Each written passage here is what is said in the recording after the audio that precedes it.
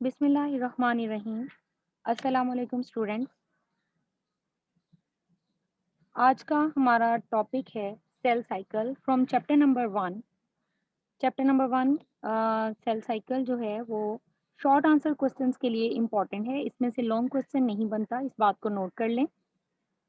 First lecture में हम सिर्फ सेल साइकिल की डेफिनेशन और उसमें जो मुख्तलिफ पॉइंट्स आते हैं हम उसको डिस्कस करेंगे।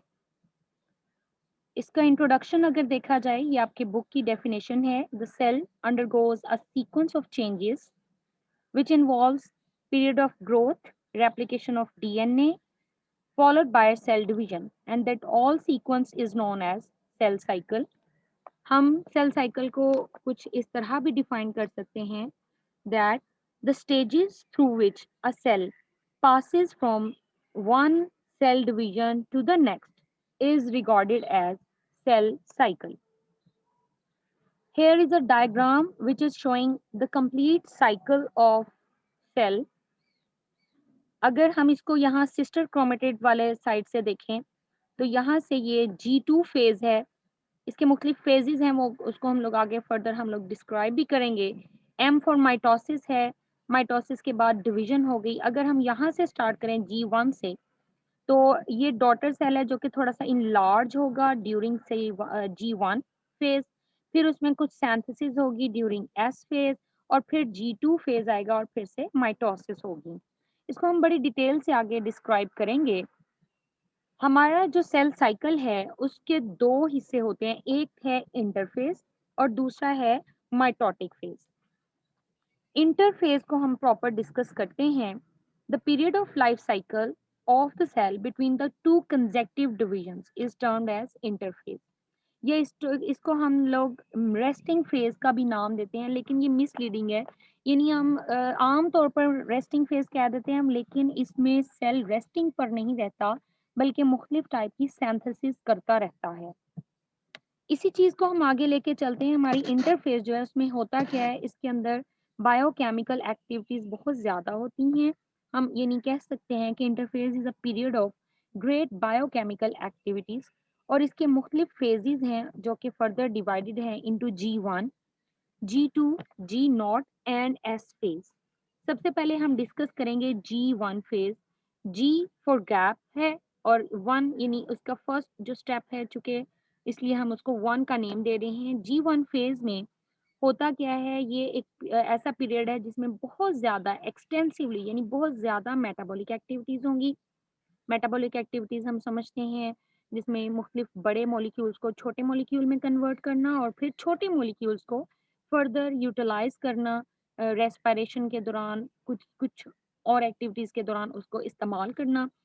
सेल जो है वो नॉर्मली साइज में ग्रो होता है, साइज में बड़ा हो रहा होता है इस फेज के दौरान, और इसके अंदर इस दौरान मुख्तलिफ तरह के एंजाइम्स बनते हैं जो कि फर्दर आगे हमें ज़रूरत उनकी पड़ेगी।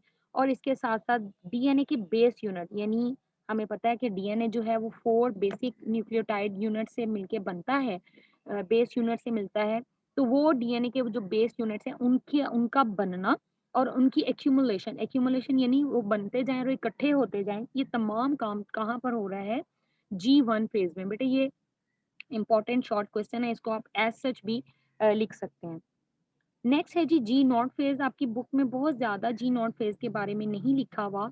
पोस्ट माइटोटिक लफ्ज़ यूज़ हुआ हुआ है। पोस्ट माइटोटिक सेल वो सेल जो कि माइटोसिस से गुज़र चुका है। उसमें या तो वो G1 की तरफ जाएगा, G1 फेज़ की तरफ जाएगा, यानी उसमें further divisions further sorry changes आएँगी, या फिर वो इस फेज़ में से निकल जाता है, एग्ज़िट कर जाता है और एंटर होगा इन दिस फेज़ यानी G नॉट फेज़। ये फेज़ जो है वो एक तरह से रेस्टिंग कहा कहा जा सकता है या इनएक्टिव कहा जा सकता है, ये फेज़ है, जो कि कुछ दिनों के लिए या वीक्स के लिए या फिर इवन पूरी लाइफ़ के लिए जो है सेल मज़ीद डिवाइड नहीं होता। उसमें एग्ज़ाम्पल्स हैं जैसे कि नर्व सेल्स एक दफ़ा बन जाएँ दोबारा डिवाइड नहीं होते। सेल्स हैं आई लेंस के सेल्स हैं, वो एक दफ़ा बन जाए दोबारा डिवाइड नहीं होते। हार्ट मसल सेल्स हैं, वो एक दफ़ा बन जाए दोबारा डिवाइड नहीं होते। इसके बाद हम बात करेंगे एस फेज़ यानी एस फॉर सिंथेसिस, यानी इसमें तमाम चीज़ें सिंथेसाइज़ होनी है, बननी है। तो इसमें डीएनए सिंथेसाइज हो रहा है, इसके साथ साथ क्रोमोसोम नंबर जो है वो भी डबल हो रहे होंगे, क्योंकि हम लोगों ने पढ़ा हुआ है कि माइटोसिस में आगे जो फर्दर माइटोसिस आनी है उसमें हमें पता है कि क्रोमोसोम का नंबर जो है वो हाफ नहीं होता बल्कि बराबर रहता है। तो पहले डबल होगा ताकि जब डिवाइड हो, दो सेल्स अलग अलग हों, तो दोनों में बराबर के क्रोमोसोम जो है वो डिवाइड होके आ जाए। एक और चीज़ जो इसमें चेंज आ रही है वो आ रही है कि सेल ने जब डिवाइड होना है तो उसके लिए उसको बहुत सारी ऐसी ज़रूरत की चीज़ें उसको उनकी ज़रूरत पड़ेगी, लाइक उसको एनर्जी की ज़रूरत पड़ेगी, एनर्जी पहले से स्टोर हो एटीपी की फॉर्म में, ठीक है? ताकि वो उसको इस्तेमाल कर सके, यानी एनर्जी का storage chromosomal for chromosomal movement.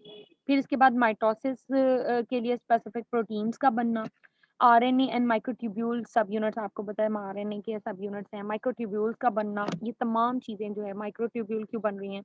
क्योंकि माइक्रोट्यूब्यूल जो है वो स्पिंडल फाइबर्स के तौर पे काम आती हैं।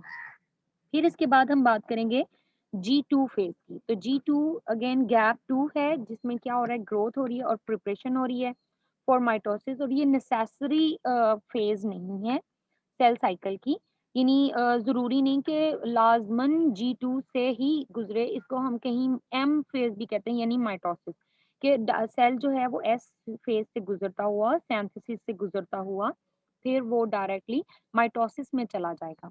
यानी हम इसको प्री माइटोटिक फेज़ भी हम कह सकते हैं, कि माइटोसिस से एंटर होने से पहले की फेज़। इसके बाद कुछ टर्म्स, एक टर्म ये यूज़ हुई है आपकी बुक में, that is check points. Check points क्या है? उसके नाम से समझ लग रहा है, जैसे कि हम लोग अक्सर रोड पे सफ़र करते हैं तो मुख्तलिफ जगहों पे चेक पॉइंट्स आते हैं, जिसमें स्पीड देखी जाती है, जिसमें जो है मुख्तलिफ जो है व्हीकल की कंडीशन देखी जाती है। इसी तरह से हमारे सेल के साइकिल में भी मुख्तलिफ चेक पॉइंट्स हैं। चेक पॉइंट है क्या? It's a one of the several points in the eukaryotic cell cycle at which the progression of cell, यानी जो सेल जिस तरह से प्रोग्रेस कर रहा है उसको चेक किया जाए। To the next stage in the cycle can be stopped, उसको थोड़ी देर स्टॉप किया जाए, उसको चेक किया जाए आया फेवरेबल कंडीशंस हैं या नहीं। अगर तो फेवरेबल कंडीशन है उसको फर्दर आगे अगले स्टेज में एंटर किया जाए, नहीं तो फिर उसको वहीं पर ही स्टॉप कर दिया जाए। These checkpoints occur near the end of G1 at the G2 and the during metaphase, यानी ये मेटाफेज जो है हमारे माइटोसिस का हिस्सा है, जो कि हम लोग लेक्चर नंबर 2 में डिस्कस करेंगे। ठीक है? हमें अब यहाँ तक जो है इतना पता होना चाहिए कि चेक पॉइंट्स क्या हैं।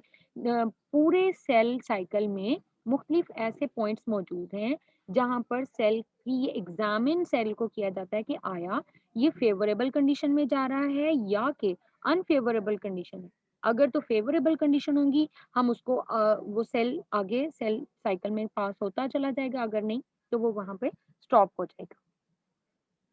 नेक्स्ट एक छोटा-सा पैराग्राफ आपकी बुक में जो डिस्कस किया गया है, एमसीक्यूज़ के हवाले से बहुत इम्पोर्टेंट है, that is the duration of cell cycle.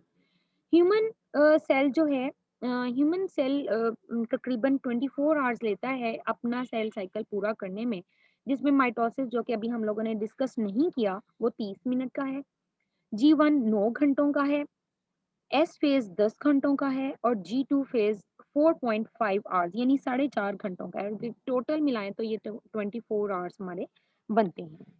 इसी तरह से एक और एग्ज़ाम्पल यीस्ट सेल की है, जो कि पूरा सेल साइकिल 90 मिनट्स में कंप्लीट करता है, जिसमें डायग्रामेटिकली अगर आप देखें, तो ये स्टार्ट कहाँ से हो रहा है देखते हैं जी। सबसे पहले ये G1 देखें ग्रोथ फेज़ है, उसमें G0 में अगर जाना है नहीं, तो फिर वो आगे एस फेज़ में जाता है, एस फेज़ से ये G2 फेज़ यानी माइटोसिस की फेज़, जिसमें वो डिवाइड हो रहा है और फिर वहाँ से फिर वो किधर आ रहा है टुवर्ड्स द G1, जिसमें वो डिवाइड होके अगेन फर्दर ग्रोथ के लिए तैयार है। जी स्टूडेंट्स, यहाँ तक हमारा आज का लेक्चर था। इसको आप बगौर सुनें और इसको समझें, और इसमें से छोटे-छोटे शॉर्ट आंसर क्वेश्चन जो हैं वो भी इसमें से बनेंगे, जिसको हम फर्दर अपने डिस्कशन लेक्चर में डिस्क्राइब करेंगे, डिस्कस करेंगे। अगर आपका इस हवाले से कोई क्वेश्चन हो तो वो आप अपने डिस्कशन सेक्शन में मेरे साथ बात कर सकते हैं। Thank you so much. अल्लाह हाफ़िज़।